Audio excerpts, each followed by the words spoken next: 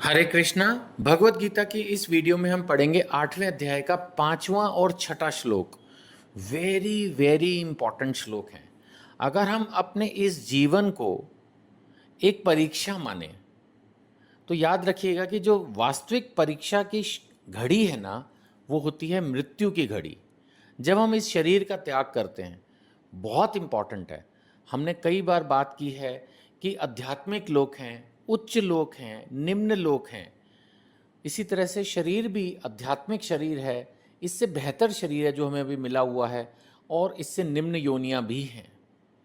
चलिए पहले उन्हीं पे बात करते हैं।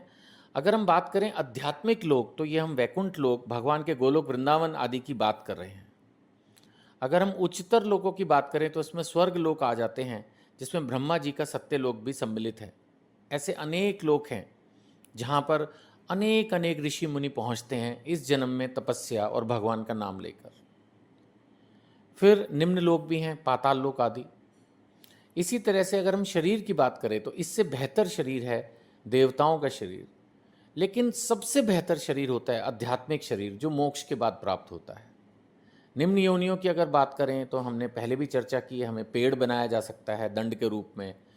हमारी इच्छाएं उटपटांग हो तो उनको पूरा करने के लिए हमें बंदर, कबूतर, पंछी, मछली, कीड़ा, कुछ भी बनाया जा सकता है, या तो हमारी उटपटांग इच्छाओं को पूरा करने के लिए, या अगर हमने अपने जीवन में गलतियां की हैं तो उसके दंड स्वरूप हमें निम्न योनियों में जन्म लेना पड़ सकता है।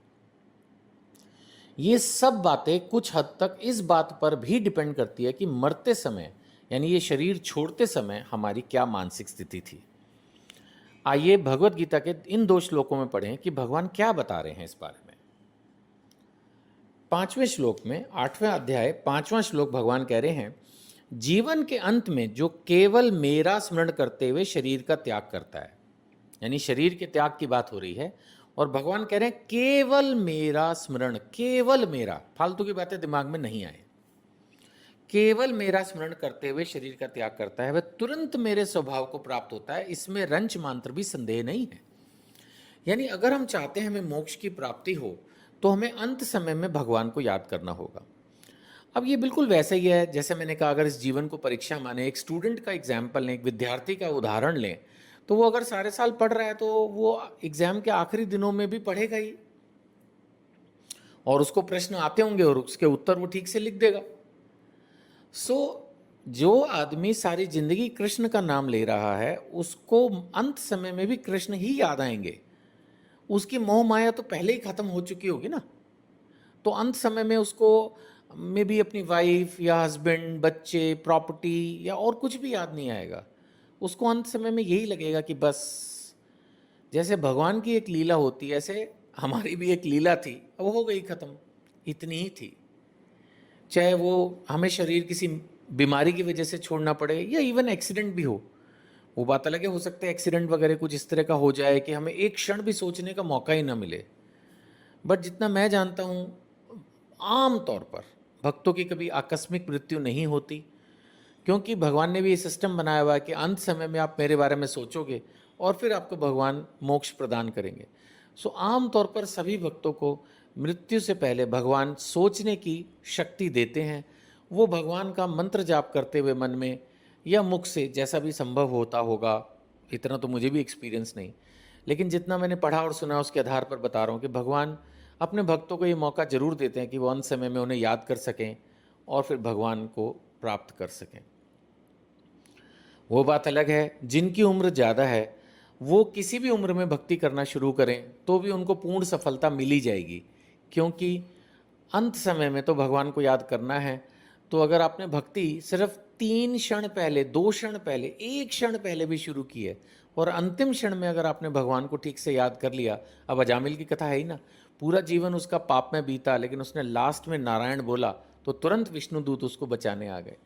सो इसी तरह से अगर अंत समय में भी हम भगवान का नाम ले लेंगे तो ये श्रेयस्कर होगा। लेकिन इस श्लोक को आप ऐसे न समझें कि चलो भैया, अब तो हमने सुन लिया अंत समय में भगवान का नाम लेने से मोक्ष मिल जाएगा, तो अब तो फिलहाल जो कम से कम ऐश कर सकते हैं, नॉनवेज खा सकते हैं, ड्रिंक कर सकते हैं, सिगरेट पी सकते हैं, स्त्री संग कर सकते हैं। नहीं नहीं नहीं नहीं नहीं नहीं, ऐसे नहीं करना है। सोचो ना, एक बच्चा अगर सारे साल खेलता रहे तो लास्ट मोमेंट पे पढ़ के एग्जाम कैसे देगा। तो हमें अभी से उसका अभ्यास करना होगा, क्योंकि परीक्षा की घड़ी कुछ पता नहीं कब आ जाए। एग्ज़ाम जो होते हैं बच्चों के, वो तो जैसे माना मार्च में शेड्यूल्ड है तो मार्च में ही होते हैं, बट ये वाली परीक्षा आप भी समझते हो कभी भी किसी के सामने उपस्थित हो जाती है, और उस वक्त कृष्ण को याद करना अति आवश्यक होगा। यही बात भगवान अगले श्लोक में भी और अच्छे से ही बोल रहे हैं कि एक बार मैं ले लूँ, छठा श्लोक, भगवान कह रहे हैं, हे कुंती पुत्र, शरीर त्यागते समय मनुष्य जिस जिस भाव का स्मरण करता है वह उस भाव को निश्चित रूप से प्राप्त करता है। ऐसी भी कथाएं हैं कि कुछ लोगों का मन जो है अपनी पत्नी में कुछ ज़्यादा ही लगा रहता है, तो उसकी वजह से फिर उनको अगला जन्म जो है वो महिला का, औरत का मिलता है। ऐसे चेंज भी हो सकता है ना। माना कोई स्त्री अपने पति की बहुत सेवा करती हो और शरीर छोड़ते समय उसको भगवान की बजाय अपने पति में ही जो है ध्यान है, तो उसको अगला जन्म जो है वो पुरुष का शरीर मिल सकता है। तो कहने का अर्थ ही है, अब हम देखें कि श्रीमद् भागवतम में भी भरत महाराज की कथा है, उन्होंने सब कुछ त्याग दिया, इतना बड़ा संसार, पुत्र वगैरह सबको त्याग कर वो जंगल में रह रहे थे, लेकिन अंत समय में उनको हिरण से प्यार था, कथा आपने सुनी ही होगी। तो हिरण पर ही उनका ध्यान था, तो उसको भी मनुष्य योनि छोड़कर जो है पशु योनि यानी हिरण का जन्म लेना पड़ गया था। तो हम सबको ये चीज़ समझनी चाहिए कि भगवान की भक्ति सेवा करते रहना है। मृत्यु रूपी परीक्षा कभी भी उपस्थित हो सकती है, उस समय हमें असफल नहीं होना है। और भगवान, वैसे एक चीज़ डरने की ज़रूरत नहीं है, भगवान कोई दुष्ट नहीं है ना। अगर हमने सारे जीवन भगवान का नाम लिया है तो अंत समय में भगवान वो सुविधा जरूर उपस्थित करेंगे। जैसे एक बच्चे ने सारे साल पढ़ा हो और मान लेते हैं आखिरी दिन उसको कोई चोट लग जाए, कोई बुखार हो जाए, तो वो कोई फेल नहीं हो जाता है, उसने सारे साल पढ़ा होता है, एक आध नंबर का फ़र्क। और यहाँ तो भगवान ने कहा ही है कि भगवत गीता में भी आएगा कि भक्तों के जीवन में जो कुछ वो करते हैं उसको मैं संभालता हूँ, और कोई कमी रह जाती है तो उसको पूरी करता हूँ। सो बिल्कुल भी कभी इस विषय में चिंता ना करें, जितना संभव हो सके भगवान का नाम लें, और हमें जो मोक्ष रूपी सफलता है वो जरूर मिलेगी। हरे कृष्ण कृष्ण कृष्ण हरे हरे, हरे राम राम राम हरे हरे।